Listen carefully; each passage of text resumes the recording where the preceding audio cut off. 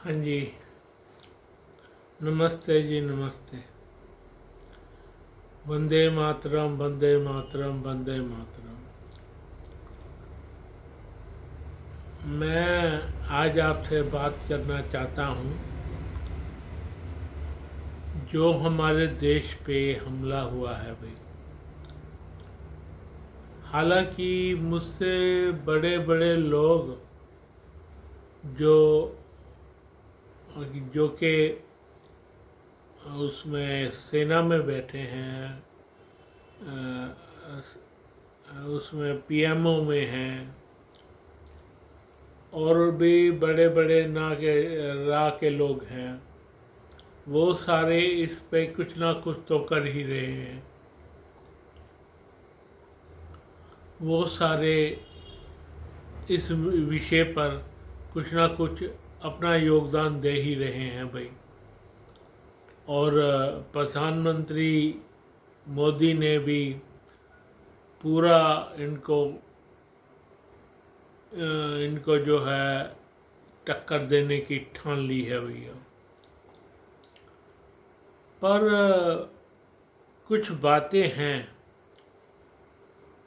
बातें ज़रूर हैं जो मैं करना चाहूँगा भाई। मैं चाहता हूँ मेरी एक छोटी सी 1-2 मिनट की ही बात वो सुन ले तो काफ़ी लाभ होगा भाई।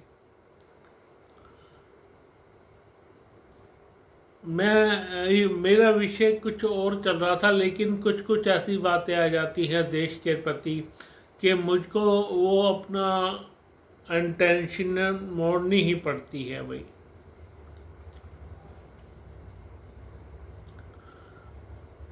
हाँ, मेरे को इंटेंशन मोड़नी पड़ती है। और आज मेरी इंटेंशन 28 लोगों की जो जान गई है JNK में, पहलगाम में, उनके ऊपर ज़्यादा आ गई है भाई। हालांकि मेरा इस विषय पर बात करने का कोई आइडिया नहीं था, लेकिन हाँ, बात तो करनी ही थी भाई। और इस कदर बात करनी थी कि सबको लगे कि हम भी, आम लोग भी अपनी अपनी सेना के साथ कितने जाहिरी तौर पे कितने बंधे हुए हैं भाई। सबसे पहले तो मैं उन 28 लोगों के प्रति अपनी श्रद्धांजलि व्यक्त करता हूँ भाई, जो जिन्होंने इस कहाँ तो घूमने गए थे वो लोग, कहाँ उनको अपनी जान गंवानी पड़ी भाई। जान गंवानी पड़ी उनको, अपनी जान गंवानी पड़ी। तो इस विषय पर एक कुछ बातें मैं करना चाहता हूँ। सबसे पहले तो हमें अंदर के, कुछ बाहर के तो है ही है, उनका तो इलाज हम लोग कर देंगे, हमारी सेना कर ही देगी उनका इलाज। लेकिन कुछ लोग हैं जो अंदर के हैं भाई, अंदर के सांप हैं, अंदर के सांप हैं, जिनको इस विषय में पता होगा, बिल्कुल पता होगा। जो मैं बात कहने जा रहा हूँ उसको ध्यान से सुने। बिल्कुल अंदर के कुछ लोग होंगे जिनको इस विषय का मैं पहले ही ज्ञान होगा भाई, कि वो लोग वहाँ से निकल चुके हैं और ये होने वाला है। जी हाँ, मैं बात कर रहा हूँ CM ऑफिस JNK के, उनके CM ऑफिस में की बात कर रहा हूँ मैं। CM अब्दुल्ला साहब, मेरी बात जरा गौर से सुन ले आप भी।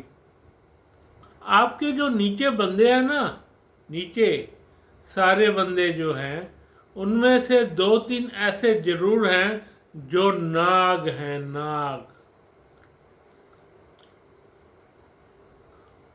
भाई उनके पता होने के बगैर ये काम नहीं हो सकता कि बंदे बॉर्डर क्रॉस करें और पहलगाम तक आ जाएं। भाई वो कुछ शक तो मुझे जब हो गया था जब वो लोग पीछे, आपको याद है दोस्तों के कठुआ में कुछ हमारे ट्रूप्स इनके पीछे पड़े थे। कठुआ में भी ये लोग जबरदस्ती बॉर्डर क्रॉस करके आए थे। मेरे को शक है कि कठुआ से लोग पहलगाम ना पहुंचे हों भाई, और कुछ लोग वहीं के जो उन्होंने इनको ज्वाइन किया हो भाई। बहुत गहरी बात कह रहा हूं मैं कि कठुआ और ये हालांकि फौज तो ये कह रही है कि पीछे से ये लोग आए हैं, पहलगाम के पीछे से, रजौरी से। और मुझे ये शक है कि ये कठुआ से भी कुछ लोग आए हैं बॉर्डर क्रॉस करके। इस विषय पे भी ध्यान दिया जाए। पूरी बॉर्डर क्रॉसिंग इन लोगों ने की है, ये किसके इशारे पर आए हैं यहाँ पे? हालांकि इनका मेन इशारा तो आसिफ मुनीर की तरफ से चलता है भाई। उसने हमें क्लू भी दिया है। पिछला हफ्ते उसने बकवास जो की थी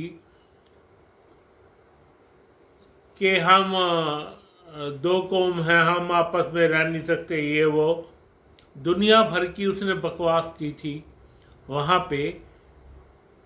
तो उसके ही बंदे हैं, उसके ही इशारे पर ये काम हुआ भाई। और इन 4-5 बंदों का तो हम इलाज कर देंगे। ये 5 नहीं होंगे भाई, ये बंदे भी 10-12 से कम नहीं होंगे वहां पे। 5 तो सामने आए ना सर, 5 बंदे तो सामने आए हैं। 5 और होंगे, 5-7 और होंगे जो साइडों में छुपे हुए होंगे भाई। और उसके बाद ये दोबारा जंगलों में भागे। बिल्कुल भागे। अब मैं बताता हूं इनका इलाज क्या होना चाहिए। भैया आज से इनका इलाज भारतीय गवर्नमेंट को सख्त से सख्त होना ही पड़ेगा, बिल्कुल सख्त होना पड़ेगा। इनको तो हमारी सीआरपीएफ संभाल ही लेगी भाई, लेकिन जो बंदे बैठे हैं रावलपिंडी में और पाकिस्तान में और जगह, उनका इलाज क्या भाई? वो भी मरने चाहिए। जैसे हमारे 27/1 के बदले 3 मांगता हूं मैं। 27 बंदे हमारे मार दिए, 28 बंदे, 28 × 3 कर लो, 84 बंदे हो गए भाई। 84 बंदे हो गए। अब पाकिस्तान का इलाज तो करना ही पड़ेगा भाई। 84 बंदों को ठोकना पड़ेगा, ठोकना पड़ेगा इनको।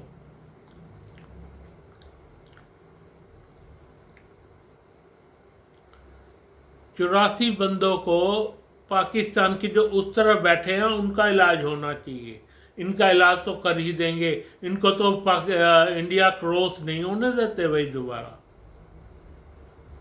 जो इधर आ गए हैं तो खत्म है बंदे तुम्हारे। पर मैं उन बंदों का इलाज चाह रहा हूं जो वहां बैठे, रावलपिंडी बैठे बकवास करते रहते हैं। बिल्कुल बकवास करी है इन लोगों ने। हालांकि हमारे जो सारे के सारी फ्लीट ने, मोदी की जो पूरे मंत्रीगण हैं, उन लोगों ने कुछ बहुत अच्छी बातें भी की हैं, जैसे कि इंडस्ट्री को रोकना। सारे हमारे पत्रकार मेजर गौरव वारिया और भी मेजर हैं एक दो, जिन्होंने ऐसी ऐसी बातें की हैं भाई। पत्रकार महोदय भी साथ है इस विषय पे। उन्होंने क्या कहा है? सबसे पहले तो इंडस्ट्री के बारे में, जी हाँ, इंडस्ट्री के बारे में भाई वहाँ से इनका पानी भेजना बंद, इंडिया में ही रहेगा वो पानी। वो पानी भेजना बंद करें इनको। दूसरा कहा है, जो भी तुम्हारे नेता, जो भी तुम्हारे अफसर हैं, उनको वो पाकिस्तान वापस बुलाए। कोई मतलब नहीं बनता उन लोगों का यहाँ पे। तीसरा, उन्होंने जो यहाँ भारत में उनके जो नागरिक हैं वो वापस जाएं भाई। एक हफ्ते का टाइम उनके न्योता, एक हफ्ते का टाइम दिया है उनको वापस जाने का, जो इनके अफसर यहाँ पे हैं मिनिस्ट्री ऑफ एक्सटर्नल अफेयर में, बाहर जाएं। साथ में जो इनके नागरिक आए हुए हैं वो भी बाहर जाएं। ये 3 काम इमीडिएटली होंगे।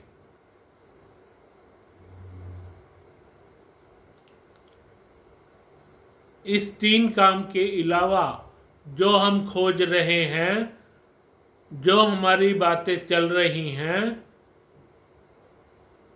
उसके बारे में एक बात तो सुन लो पाकिस्तानियों, तुम पे अब आक्रमण होगा, ये नहीं पता किस दिन होगा, हफ्ते में, 15 दिन में, हो सकता महीना भी लग गया भाई, होगा जरूर। तुम ये नोट कर लेना, तुम्हें हम छोड़ेंगे नहीं।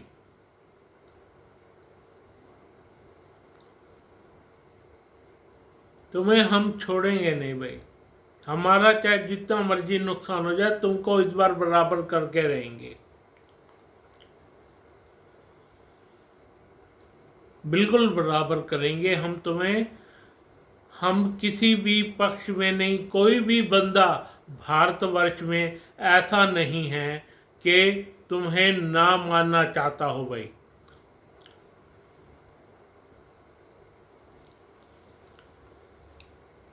सबसे बड़ी बात जो मैं कहने जा रहा हूँ, सबसे बड़ी बात, एक की बजाय 3 मारेंगे।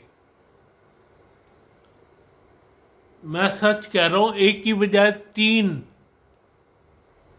ये आप अंदाज़ा लगा लेना, एक की बजाय 3 फौजी, तुम्हारे 3 फौजी जाएंगे भाई।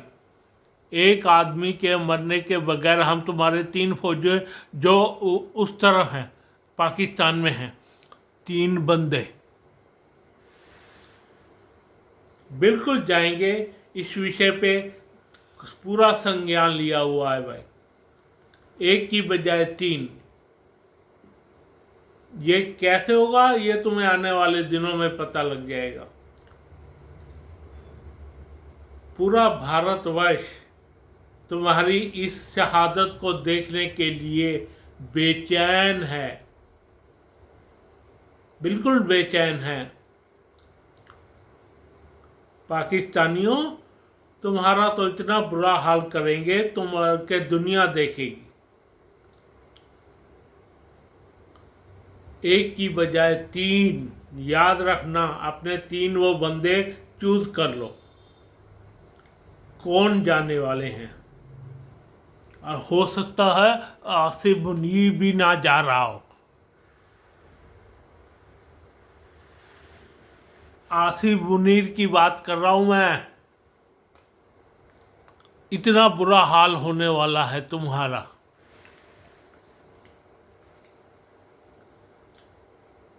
इतना बुरा हाल होगा, समझे। जय हिंद।